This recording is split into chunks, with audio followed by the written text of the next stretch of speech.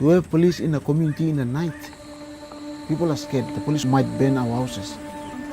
Everyone was frightened. They started to move into the nearby bushes and stay there.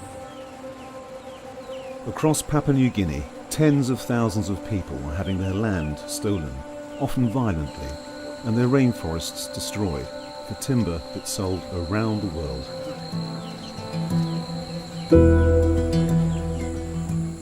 Forest is our wholesale, forest is our timber yard, forest is our freezer, forest is our supplier. It was all free for us. We got nothing to worry about.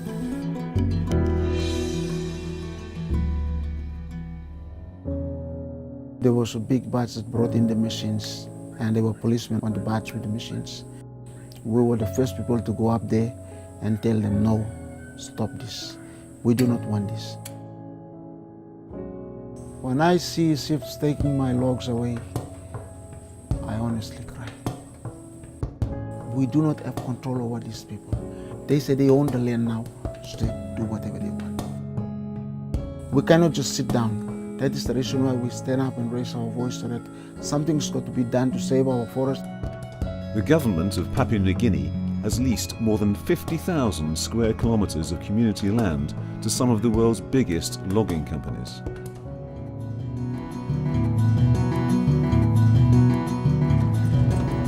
By law, the land belongs to the people who live there, but people that we've spoken to have told us they had no idea their land was being taken away. And when they've tried to speak out about it, they've been intimidated and sometimes even beaten up by the police. Every one of us were in a total darkness. When we went around to seek legal assistance, we were told by lawyers that certainly your land has been taken away. This is by surprise. In some cases, communities say that key documents showing they agree to give away their land are fraudulent and include the forged signatures of children and the deceased. Some leases are being challenged in court. On the document, there are names of people who are dead. They have their names written and signed without their consent. That automatically becomes 99 years. It's 3 generations. By that time, we will lose everything.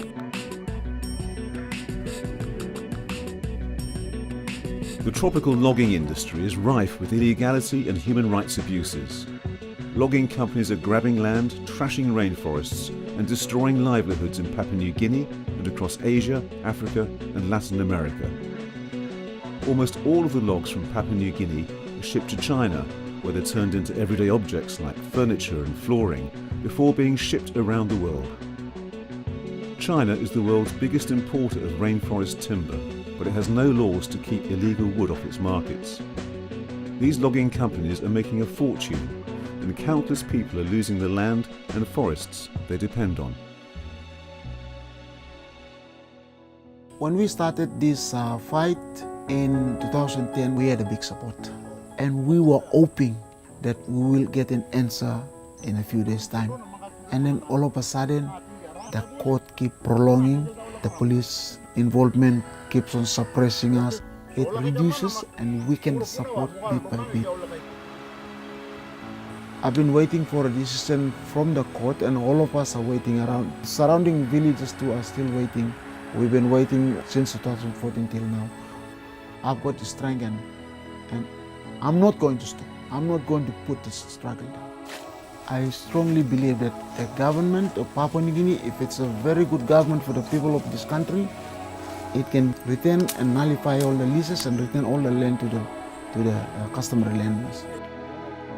Until we start tracking where tropical wood is coming from, the global timber trade will continue to have devastating impacts on local communities and on rainforests in Papua New Guinea and around the world. Land is something very special.